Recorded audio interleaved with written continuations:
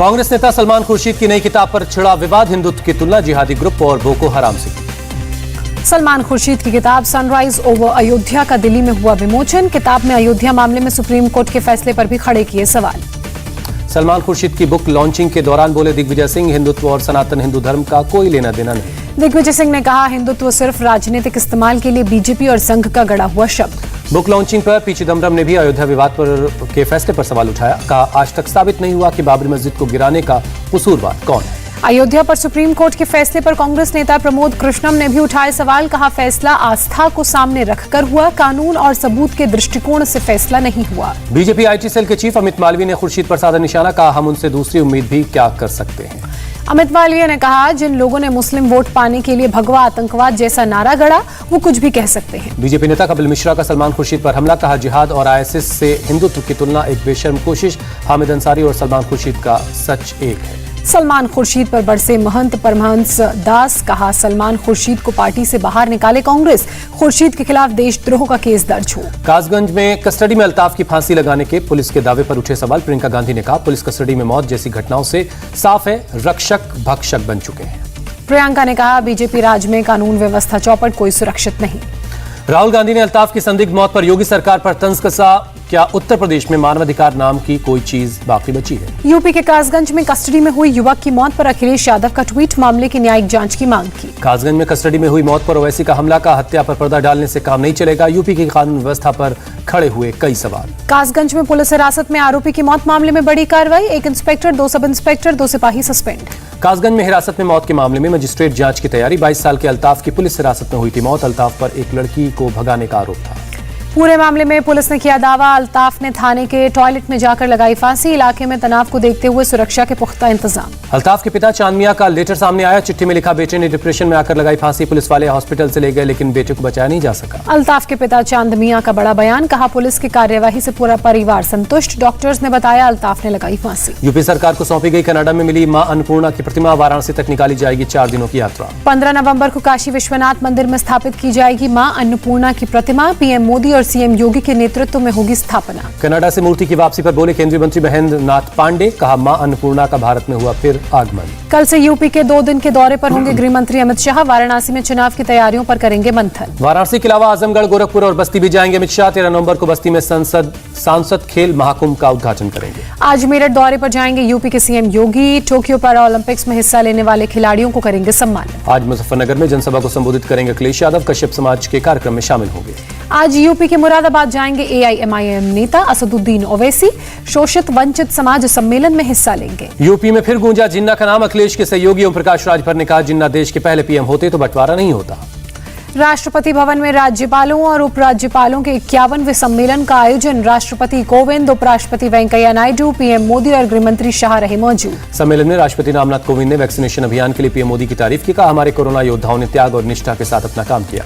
BJP नेता हाजी Arafat आज करेंगे प्रेस कॉन्फ्रेंस। नवाब मलिक के आरोपों का देंगे जवाब। हाजी अराफात ने नवाब मलिक पर बड़ा खुलासा करने का दावा किया। अंडरवर्ल्ड कनेक्शन और वक्फ बोर्ड लैंड डील के मामले में करेंगे खुलासा। ड्रग्स केस के गवाह प्रभाकर सैल से आज फिर पूछताछ करेगी एनसीबी की एसआईटी। समीर वानखेड़े पर लगाया था पैसे की डील का आरोप। एनसीबी की एसआईटी कुछ और गवाहों के बयान दर्ज करेगी। आर्यन खान के मामले में वसूली के लगे आरोपों की भी जांच कर रही है SIT. Sameer Khan drugs case में एनसीबी की एसआईटी ने करण सजनानी से की 5 घंटे तक पूछताछ। शुक्रवार को फिर से होगी पूछताछ। महाराष्ट्र कांग्रेस प्रमुख नाना पटोले की सीएम उद्धव से मांग। फडणवीस और नवाब मलिक के आरोपों की जांच की जाए। मानहानि केस में बॉम्बे हाईकोर्ट ने समीर वानखेड़े के पिता की याचिका पर हलफनामा मांगा। कहा, जो भी ट्वीट करे वो वेरीफाइड हो। 12 नवंबर को होगी अगली सुनवाई। तबीयत खराब होने की वजह से शाहरुख खान के मैनेजर पूजा डडलानी मुंबई पुलिस के सामने नहीं पेश हुई। फिर पूछताछ के लिए बुलाया जाएगा। सुशांत केस में रिया चक्रवर्ती को बड़ी राहत। डीप फ्रीज होंगे अकाउंट, मोबाइल लैपटॉप मिलेंगे वापस।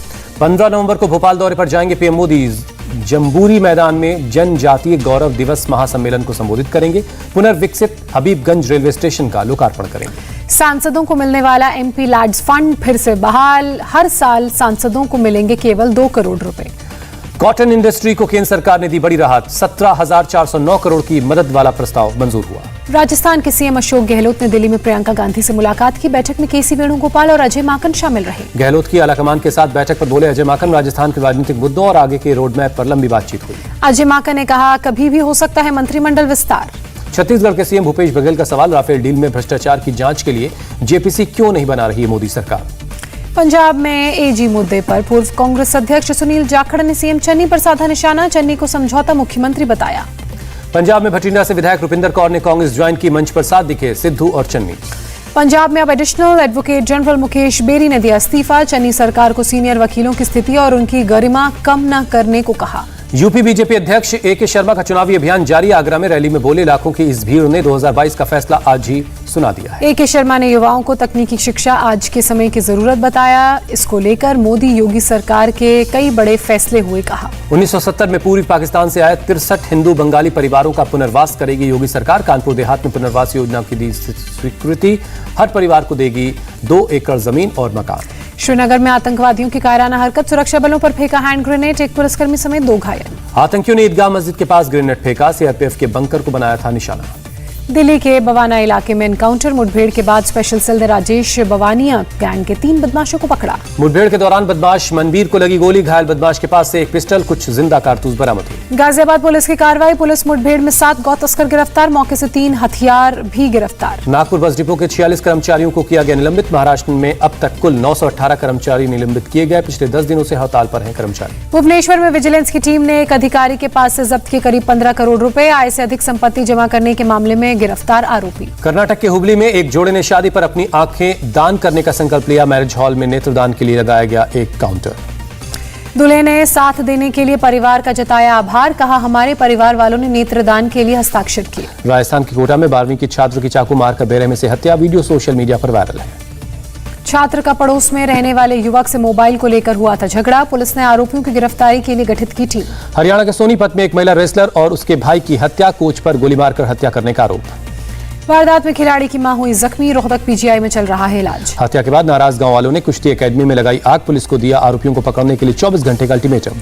24 घंटे में दिल्ली का बुराड़ी मर्डर केस सॉल्व हुआ। बदला लेने के लिए ड्राइवर ने कर दी मालकिन की हत्या। हत्या के बाद करंट लगाकर चेक किया कि जिंदा है या मुर्दा।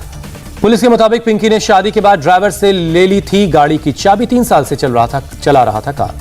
मध्य प्रदेश के शिवपुरी में 2 पुलिसकर्मियों के खिलाफ हत्या का मामला दर्ज। प्रदर्शन के दौरान लाठीचार्ज से एक बच्चे की मौत का आरोप। लखनऊ में देर रात मुठभेड़। दोनों ओर से हुई फायरिंग में घायल हुआ बदमाश यूपी की बाइक में को चुरा कर नेपाल में बेचता था। लखनऊ में महिला संविदा कर्मी से अश्लील हरकत करने वाला सेक्शन इंचार्ज गिरफ्तार। 29 अक्टूबर को पीड़िता ने इच्छाराम के खिलाफ दर्ज कराई थी शिकायत। छठ पूजा के आखिरी दिन आज उगते हुए सूर्य को दिया गया अर्घ। बिहार यूपी समेत देश भर में नदियों और तालाबों और घाटों पर उमड़े श्रद्धालु। पटना में आस्था के महापर्व छठ के आखिरी दिन उगते सूर्य को दिया गया अर्घ। छठ घाटों पर श्रद्धालुओं की भीड़। सीएम नीतीश कुमार ने किया घाट का दौरा। बिहार के लोगों की खुशहाली की दुआ की। दिल्ली में नहीं कम हुआ यमुना का प्रदूषण। कालंदी कुंज पर सफेद झाग के बीच श्रद्धालुओं ने अर्घ दिया। उत्तराखंड के मसूरी में 40 साल बाद हेरिटेज हिमालयन कार रैली का आगाज। राज्य के पर्यटन मंत्री सतपाल महाराज ने कहा, रैली 1981 की हिमालयन रैली मार्ग से होकर गुजरेगी। चेन्नई में आज भी बारिश का रेड अलर्ट। जल भराव की वजह से हाईवे पर कई किलोमीटर तक गाड़ियों का लंबा जाम। भारी बारिश की वजह से चेन्नई के रहायशी इलाकों में भरा पानी। घरों से निकलना हुआ मुश्किल। चेन्नई के कई इलाकों में लोगों के घरों में घुस गया है पानी। सुरक्षित स्थानों पर लोगों को किया गया शिफ्ट। चेन्नई में भारी बारिश की वजह से सड़कें बनी समंदर। दफ्तरों से घर पहुंचना लोगों का मुश्किल। चेन्नई के अशोकनगर इलाके में जल भराव। दरिया बनी शहर की सड़कें। लोगों को हो रही है भारी परेशानी। मदुरई में भी अलर्ट पर एनडीआरएफ की टीम। मौसम विभाग ने कहा, खतरा अभी टला नहीं है। आंध्र प्रदेश में आज भी भीषण बारिश की आशंका। समुद्री किनारे मछुआरों को नहीं जाने की चेतावनी। पुडुचेरी में भारी बारिश से जगह जगह जल जमाव। सड़कों पर भरा कई फीट पानी। कई जगहों पर रास्ता बंद हुआ। आर्ट सेंटर नाट्य तरंगिनी दिल्ली में परंपरा सीरीज के तहत जुगलबंदी कॉन्सर्ट आयोजित। मशहूर डांसिंग कपल डॉक्टर राजा राधा रेड्डी और कृष्णा रेड्डी ने बनाया था नाट्य तरंगिनी। दिल्ली में 12 से 14 नवंबर और 19 से 21 नवंबर के बीच होगा मशहूर कलाकारों की जुगलबंदी कॉन्सर्ट का आयोजन। कॉन्सर्ट का प्रोमो वीडियो लॉन्च हुआ। केंद्रीय स्वास्थ्य मंत्री आज सभी राज्यों के स्वास्थ्य मंत्रियों के साथ करेंगे बैठक। हर घर दस्तक अभियान को लेकर चर्चा। देश भर में थमी कोरोना की रफ्तार। एक दिन में 13,000 से ज्यादा पॉजिटिव केस मिले। 24 घंटे में 340 मरीजों की जान गई। केरल में कोरोना के 7,540 नए मामले। 259 मरीजों ने जान गंवाई।